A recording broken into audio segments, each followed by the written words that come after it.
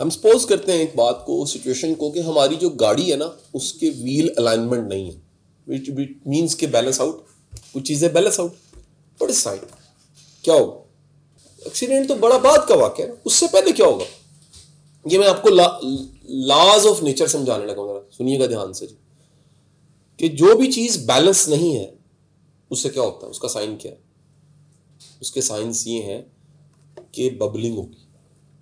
उसका एक साइन ये है कि गाड़ी सीधी जाने की बजाय एक तरफ जाने लगती।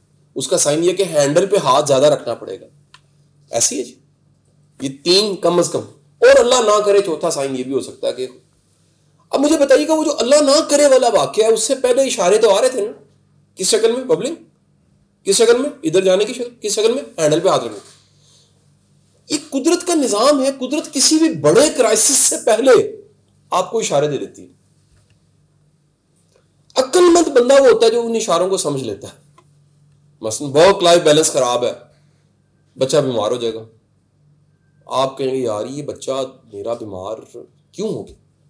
आप आखिरकार ढूंढते ढूंढते इस जगह पे पहुंचेंगे कि ये मेरी अटेंशन ना देने, मतवज्जा ना होने, ध्यान ना देने और वक्त ना देने की वजह से हुआ।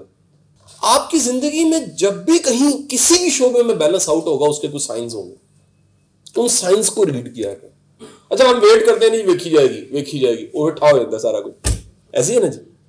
ठा होने से पहले कुदरत वो जो इशारे दे रही होती है हमें, उसको जैसे कार्ड स्क्रैच करके देखते हैं ना नंबर क्या है, हम इशारों को, ओमन्स को देखा करें। अपनी जिंदगी में इन ओमन्स को देखा करो कि ये ओमन्स हमारे क्या है। इन ओमन्स का मतलब क्या है? जो पत्थर आया है, जो खत जिंदगी में आया है, खत मीन को वाकया हुआ है, इसका मतलब क्या है?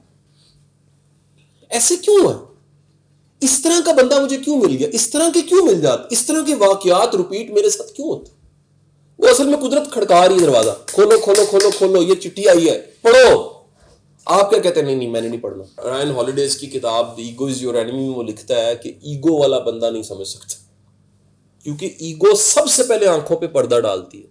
और अगर मैं स्पिरिचुअल इसे में जाके बात करूं तो ईगो दिल पे पर्दा डाल देती है। दिल कठोर हो जाता है, सख्त, एम्पैथी खत्म हो जाती है, रहम खत्म। वापस आऊंगा सर, उस वर्क लाइफ बैलेंस की खराबी जहां शुरू हो, मेहरबानी फरमा के work life balance strictly follow करें। लाइक टाइम रखें, मैंने घर जाना है उसमें। अच्छा फिर आप कहेंगे सर नहीं पॉसिबल, नहीं होता कभी पॉसिबल। फिर भी हल है, जो टाइम बच जाए उसे क्वालिटी का टाइम बना के घर वालों को दे दे। मैं मिसाल देता हूं, 6 days 5 days a week, 6 days a week you work a lot, कोई टाइम नहीं था।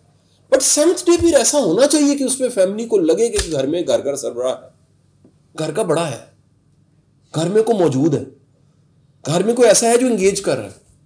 दूसरी बात, परवाह करनी चाहिए, राबते में रखना चाहिए, राबते में रहना चाहिए।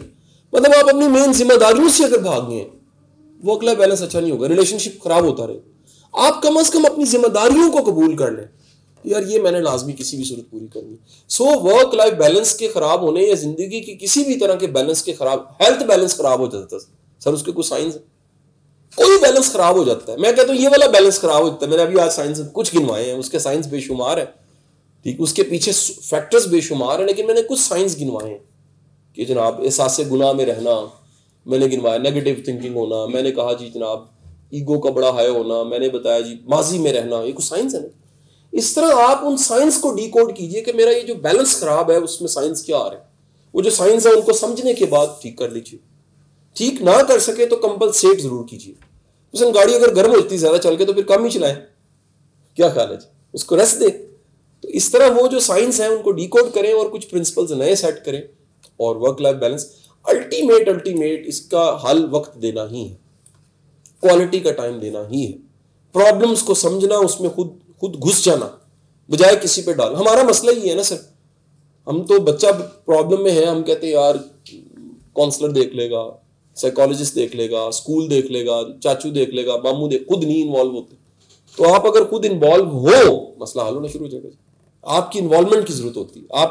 मैं कहता हूँ बाज़ जगहों पे आपकी शदीद जरूरत होती है और आप होने के बावजूद नहीं होते।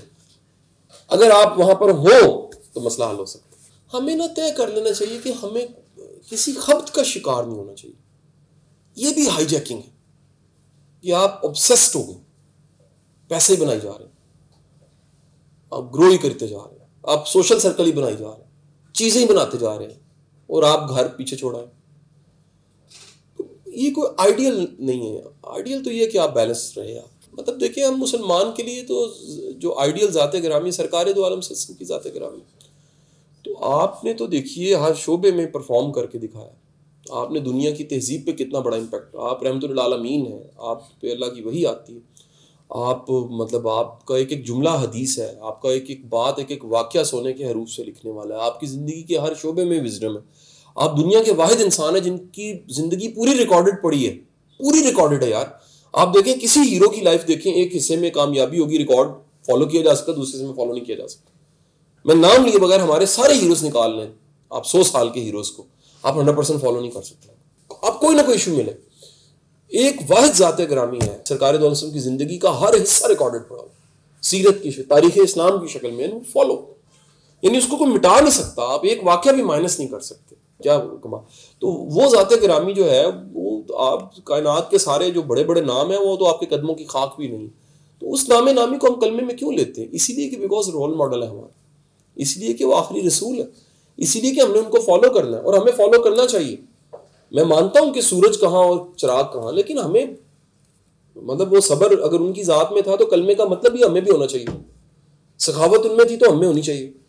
ठीक है जी, आपने अपने फैमिली को टाइम दिया तो हमें देना चाहिए। आपने दिन को 3 हिस्सों में तकसीम किया, ठीक है जी, आज टाइम मैनेजमेंट कहती है यही करें, किताबों में लिखा हुआ है 3 हिस्सों में तकसीम। मिशन को एक हिस्सा दिया, फैमिली को एक टाइम दिया और रेस्ट को और इबादत को एक वक्त दिया। तो हमें भी फॉलो करना चाहिए। और उसमें जरा सोचिएगा 63 साल जिंदगी में परफॉर्म करके दिखाया है कि लाख करोड़ जिंदगी भी हो, अगर आप करना ना चाहें तो नहीं होता। करना चाहे तो इस सिर्फ 63 साल की जिंदगी में दुनिया की तहजीब में इतना बड़ा इम्पैक्ट एक ज़ात गिरामी ने डाल के दिखा दी। तो ये हम नाम इतनी मोहब्बत से इसीलिए लेते हैं कि हमें वर्क लाइफ बैलेंस को कायम करना। तो वो तमाम के तमाम जो ऑब्सेस्ड केस हैं वो हमारे रोल मॉडल्स नहीं हो सकते। उनकी कोई कोटेशन को जुमला को चीज़ ले ले, they are not ideal. Ideal सिर्फ एक ज़ात गिरामी है, दैट्स ऑल।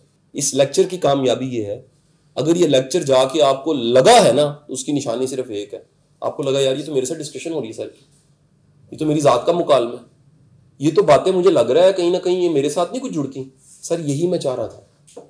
अगर ये बातें आपके साथ कहीं रिलेट करती हैं, जो कि अक्सर सर हिला रहे हैं करती हैं, इसका मतलब है ये बातें आपके लिए थी, ये बातें सोसाइटी के लिए भी, ये उनके लिए भी जिन्होंने वीडियो सुननी है।